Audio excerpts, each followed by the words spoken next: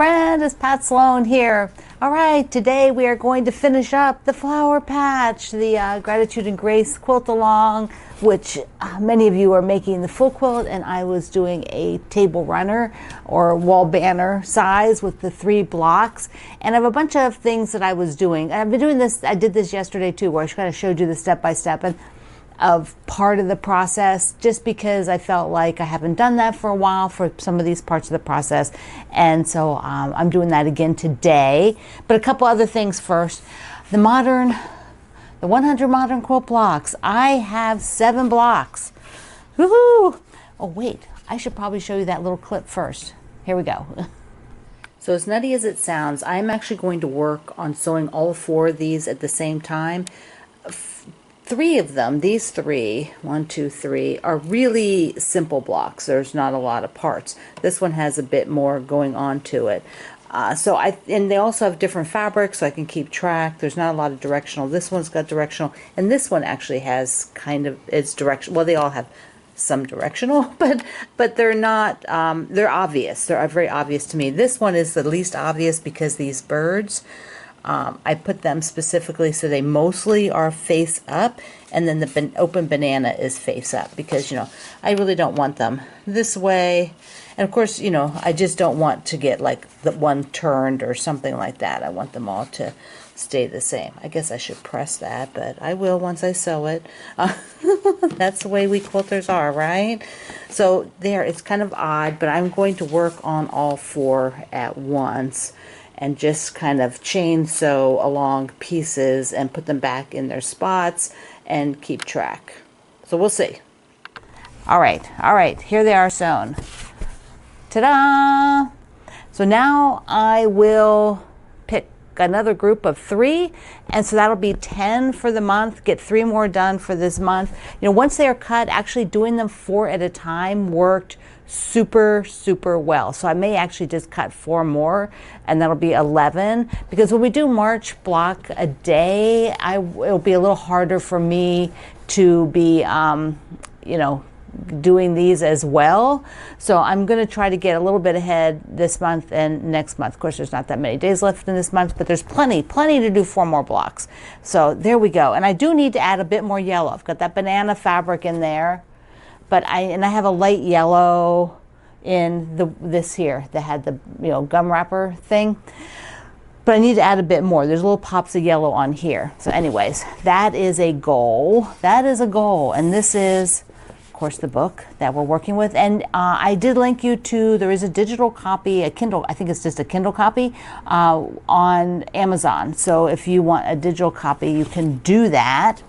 Okay, let's look at the sew sampler for the month of last month. Remember, I'm always showing you last month so that everybody got it. But I also want to show you this that I got. Oh my gosh. Look at this. It's a spinner. Fat Quarter Shop has some. I don't know how long they'll have them. And I put my cutter here because it's a magnet.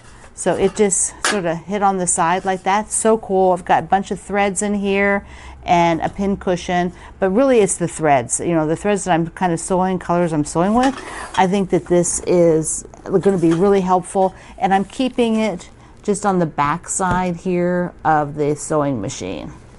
Okay, so this sew sampler box, which I have not even opened yet, everybody should have this by now. You should. It is called Flurries of Fun. So this was December of last year's that came. And I don't have the January yet, so I think it's shipping. Okay, so if you have not gotten this for some reason, this is your chance to pause and scoot ahead in the video. Alrighty, so the back side is always a coupon, and then here was a coupon for socks that had to be used. Is it too late to use it? I'm scanning quick. Oh, January 30th. You still have time if you didn't use your coupon. And they always show you another pattern on the back that's free that uses the fabric that comes in the kit. So what do we have? What do we have in this kit? There's a guide that comes, but I don't look at that right away. Let's look at the other things first before we look at that. What do we get? A pattern stand. Oh, that's pretty cool. So you can put your paper pattern in there and just, that seems useful. I know a lot of you really love your paper patterns, and even if you do a PDF, you still print it. So look at that, and it's weighted. Oh, nice, nice. I don't really have any paper sitting here, but I do have this, which could be, so you just sort of curve it around like that. There we go. Oh, and it's weighted enough. Oh, look at that. That is nice. That is nice. So I will link you to that too. So if you don't get the box, you could at least pick that up. Then there's these little June Taylor projects are adorable. This one's a project bag, and it comes, they're little kits. So there's a project bag, and it looks like it's using the fabric on the picture there. It looks like it's the fabric from in here. I didn't look at the fabric yet. So there's a cutting mat, and this is a red-green cutting mat. It's like Christmas, right? Christmas colors. And this pattern that is using the fabric, okay, now we'll look at the fabric. The fabric is by Camille Ross Kelly of Moda. It's pretty navy. Whoops. It's called Rosemary Cottage. So there's a pinky red, and let's see. There's a pinky red, a beautiful green, and it's navies. Navy, kind of a tealy blue, like a light blue, green, and then a navy floral. So that's super pretty. And then they do an exclusive pattern just for the Sew Sampler box. There's using the fabric. That's also adorable. And then they are doing their block a week, block a month rather. Fat Quarter Shop does. So this is like comes with it. You can buy the extras if you didn't pick it up yet. Okay, that's really cool. And then again, this was the pattern that also uses the fabric. They did a coloration of it. So if you like that better, it's a little bit, looks like maybe it's a smaller quilt. I don't know. Okay, so that is fun. That is fun, fun, fun. Now our big thing today, wait a second, where's my clicker? Oh, here, it's right here. The big thing today. I've got a couple things more. It is, what is today? I know that, it's Pie Day. I think Pie Day actually shows up a few times during the year. So you have a quilt with pie on it or pie fabric, show that today. And now I want to get out, I have the winner was picked for the kit. So I want to show you that kit again and tell you who won. Hold on. So the flower stand pattern is something, it's a whole kit from the Fat Quarter Shop. You can buy just the pattern too, but it's a whole kit. This is like the extras, and then there's like the layer cake, this beautiful soft spring fabric. And so this went to Terry. Terry has written, and her name has been sent off to Fat Quarter Shop to send it to her. And the one question I had was, kind of what were you thankful for? And she says she's very thankful for her friends and her family in 2024. Plus she retired and spending some time with her granddaughter. And so it's so, so sweet. Now remember, you get a discount right now. There's an absolutely fabulous discount for this kit. And so if you have been eyeing it and want the kit, you should pick it up. The discount goes until, I believe, the day of Valentine's Day. So yeah, that's a really nice long time that they let you have a discount. So you want to go check that out. Okay, I'm putting this back in my spinner over here so I don't lose it. All right, we're going to look at gratitude and grace. And okay, let's go. Let's go look at the first thing that I had to do, which was baste my table runner. For the table runner, I'm making Frankenstein batting, Franken batting, something like that. Somebody coined that term many years ago. So I'm just taking pieces, and there is tape you can use. People will zigzag, blah, blah. I just overlap it a little bit. Just enough. Just overlap it just enough, because this is very thin batting that I use. The Worman Natural 80/20. It's very thin. It overlaps. When you quilt it, it just smashes it down and you don't even see the line. And that's just how I handle it. I'm not going to do all that other stuff. But this is long enough, but I do have a chunk out here, so I'm going to have to, see that? I'm going to have to put a piece to cover up there from here, but I'm doing the end first. Years ago, when I first started using the spray basting, a friend of mine said that she sprays the batting, which I think it tells you to do that, spray the batting, but then she always likes to press it, and so that's what I do, is press it afterwards. And I don't know, that works for me. If you've never done that, give it a try. Also, I have to show you, please do not feed the fish. Oh my gosh, this is the funniest part of this iron. And there's little fish on the tank here. See? This is the Tula version of the Oliso iron. It is so cool. I have this side, all assembled, the pieces, but I will trim down a little bit on this extra that I don't need, because then I have to flip it over and baste the back side of the batting. So I just want to get this extra part off of here that I'm not going to use. It's flipped over, and what I do is just pull like half of it or whatever over like this, and then I will use the spray and spray along here, flip this back and press, and then I'll be done basting. I'll do the other side too, then I'll be done basting. When I'm spray basting, I do it just very lightly. That's about it. Not holding it and soaking the batting or anything else like that. Just really light. And I know a lot of you are doing spray basting, but some of you, this might be a fairly new thing for you. So that's how I approach it. And remember, I share with you here how I approach things. And so just because I say I do something one way, I'm in no way telling you that you have to do it that way. Sometimes people leave me odd comments like, well, I'm never doing that.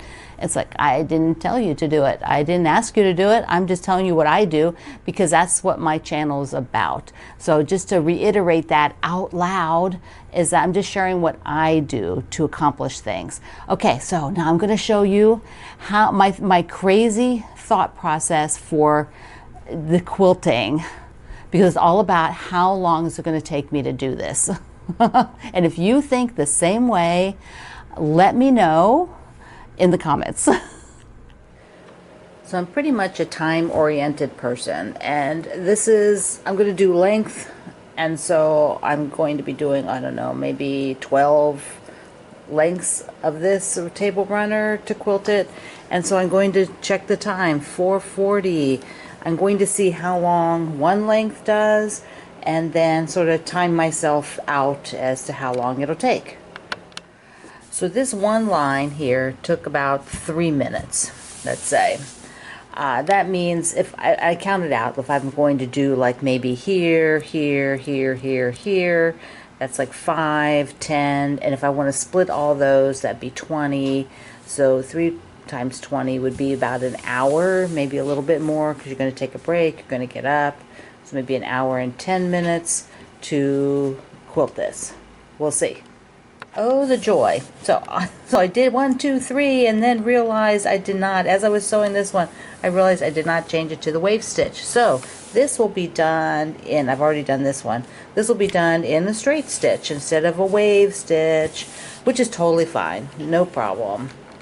But it might go faster, because I think the straight stitch I can power through faster than a wave. Wow, I forgot how fast the straight stitch is. So this is enough to hold it down, and it's 40 minutes. It took 40 minutes to do this. But I want another. I want to split everything again. So yeah, so it's about 2, 4, 6, 8, 10, 12, 14, 16, 18, 20, 22, 24, say 30, maybe 30 minutes. 20 minutes. I don't know if I can do it in 20 minutes, but I am going to go ahead and split them all again, because I really want to have a little bit more oomph to it, since the straight stitch doesn't really have much personality. When it's wide, to me, I like it to have a little bit more. Okay, let's do it. I think you can see the difference. Here was the place I showed you before, and from here, oh, you know, with the wider spaces. Here I split all of them.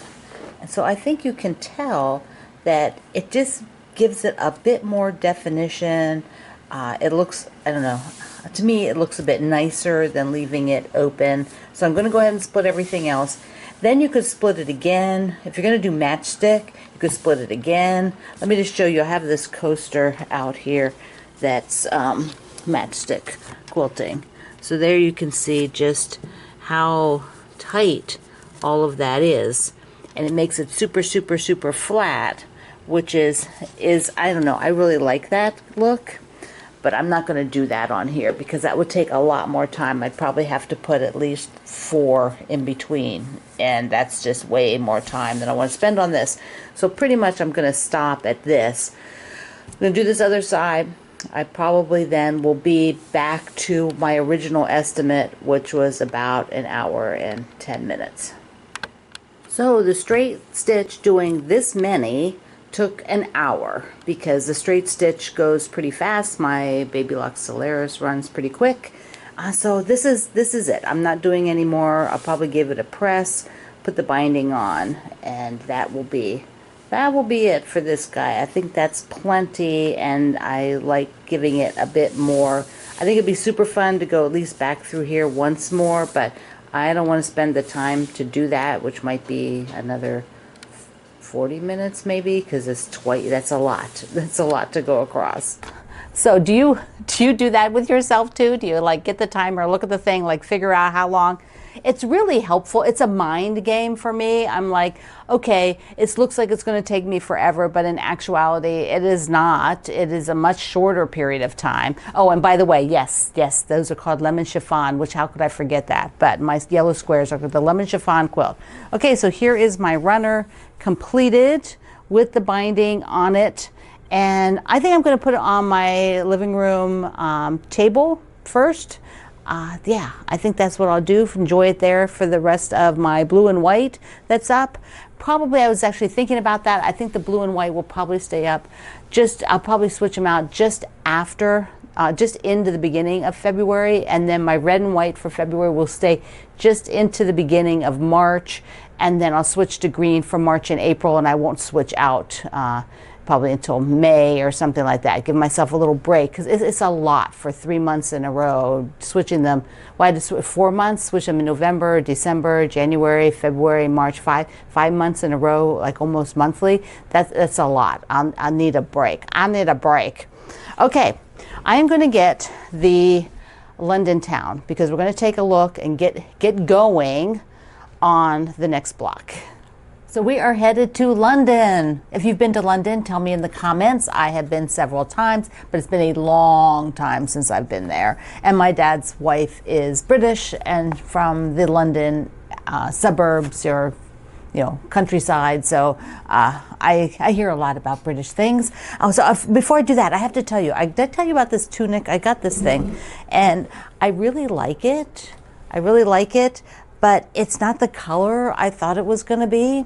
I thought from the color online that it was more periwinkle blue, like lighter blue than this. This is definitely navy. They had an aqua, which is what I originally saw, but of course, because that is what was shown online where I saw it at a website, of course, all those colors were gone. It was a soft aqua, so maybe I'll still try to get that one when it comes back in. I got it off Amazon, so I can link you down below. But I do like it. It doesn't have pockets or anything. That's but it's cold here, so I'm layered up. All right, London Town. I am going to tackle the eye. I'm just going to go ahead, move ahead. The Ferris wheel called the Eye in London, and it is a Dresden plate variation. So if you have never done a Dresden plate, this is probably not your normal construction that you normally see on other tutorials. So just to say that out loud. But what I've got is we're going to have to use a template, which is kind of a wedged. You see how these are wedged like that? So the template is, we're going to be doing something with the template that kind of gives us that. One of the blades is blue to give the Ferris wheel, and I'm going to use this. Remember, my background is this fabric of mine. That's my background. And then I pulled these Liberty of London Tanalons. Here we go. For the tips of everything. But I think I'm going to switch this out. It's very small. These are not very big pieces. Whoops. For all these are very small. They're not very big. And so I think I'm going to switch one of this navy here out to this. And maybe put that between here. Something like that. Or do this. Maybe that. Yeah. I think that order, and then save that one. So these are all Tanalons, which are the softer fabrics. Okay, so we're gonna have a template, and I wanna show you how I handle templates. We're not going to do all of this today because I do not have enough time in the video to do that. So I will continue these segments on another video next week. But we're gonna get started. I'm gonna show you how I make the blade. We'll sew this, and maybe get a blade made for today's video. So the template, I'm going to do layers of freezer paper, because I have found that freezer paper is something you buy at the grocery store, or you buy it probably just about anywhere. I personally like the brand name versus store brands. I just feel like it works better. But I'm going to take and press several layers together to give it firmness. And that way, when I cut these, because you have to cut like 20 of them, hopefully I can keep using the same one and don't have to make another one. Or you can make it out of template plastic, which are sheets of plastics made for quilting templates, but I would rather see what I could do here. I can see through here. You probably can't see it on camera, but I can see through here. So I will just take my ruler and trace this and be sure that what I draw is very accurate to this shape. You might want to put just a little bit of dots like I did, like a dot, dot, dot, so you know when you do your ruler where you're going with this. And then you can always check this afterwards when you cut it so that it is accurate. And you could make a copy of the page, which then you wouldn't have it in the book with this fold that I'm dealing with, like I have to keep pressing down, and it's not particularly easy to see, so you do have to focus just a little bit, and that's what those little dots help you with, so that you can get right in there. So like there's the sides, and I'll do the other two parts. Each blade will have a tip like this, and either the blade or the background of this whole Dresden plate. And so you're just going to press that, because that will make it nice and flat, and we will be cutting the Dresden plate unit out of here. And there'll be 20 of these, 10 with the color and 10 with the background. Now to do the freezer paper, I have 4 pieces of freezer paper here. I don't need to draw it on all of them, I just need to draw it on the top. And then when you press these, you could just press this right to your fabric and draw, but I find that it's just not, it's still kind of soft, and so I like to press them together. And this doesn't hurt your fabric or anything. It's kind of just, so the difference of this one piece and here are 3, so you can just see it's a much firmer template. And then I will just do the last one. Use your ruler to cut. You do want to be as accurate as you can be, since this is not like a plastic template that you precision cut like when you buy a Dresden template. They're all precision cut, and it makes it really wonderful. Here we're drawing and then cutting, and there is a small margin of error that happens. I will check it to the pattern. I'll put it in the book on the pattern just to be sure. The directions have you press the seam allowance towards here, and then she also has this sort of rectangle, this skinny strip on the diagram, and that is this part, press this way. So if that's not obvious to you, that's what the diagram is showing. And now I am going to be pressing a crease, just like the pattern says, make a crease, and then sew across the end of the top of the blade so that we can get a finished edge out here. So let me do that. This is my test one because I may have to make an adjustment. I'm going to see when I'm all done, but here is the line across the top. See, it's just sewn, it's folded, and then I'm just opening like this. So you're just letting it flop back open. You could press this if you wanted, or finger press it, and then you're going to flip it over to the back side. And the diagram is going to show you this shaded area, this horizontal again. And then you're putting this on here, the blade centered, and then you're going to stitch right across the tip to get that blunt edge of the blade on the pattern. You see the blunt edge? That's what we're doing. One of the things I notice here now is this template is falling off the bottom, and so I may want to take a look at that and make my strips a little bit longer. I will decide that after I do a blade, maybe do 2 test ones. And so I'll go ahead and sew that across the tip. Draw a line to sew it across the tip. You can use a iron away, whatever. It's not on the front, it's on the inside. I'm just drawing with the pen. So here you see I sewed across the end, just across the end, and then you flip it and it will give a press, and then we have that blunt edge just like the photo. See the blunt edge? So that's not so bad.